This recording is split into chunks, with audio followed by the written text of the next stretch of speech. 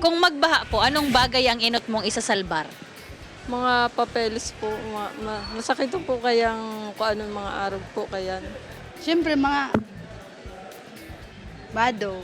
Appliances siguro para naman dahil na mabakal kung sakaling Siguro aking mga pagkain, bag. Ako lagi akong may dalang bag na maliit na bag na may cellphone, tas wallet. Ang inutong ko po, siyempre mga kaibanan ko sa arong, mga aki ko. Kaya kung anong kumantong gamit po, naiiling ko ba mga aki ko, hindi alanganin na, iinit ko aking luluwas ko. Sir, pag may baha, ano ang enot na bagay na enot mong isasalbar? Tao, kapwa ko tao.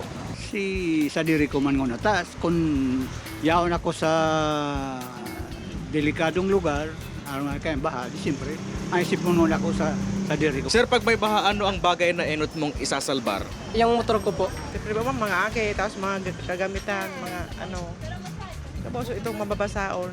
Ma'am, pag may baha, ano ang bagay ang una mong isasalbar? Birth certificate ko po or yung important documents po.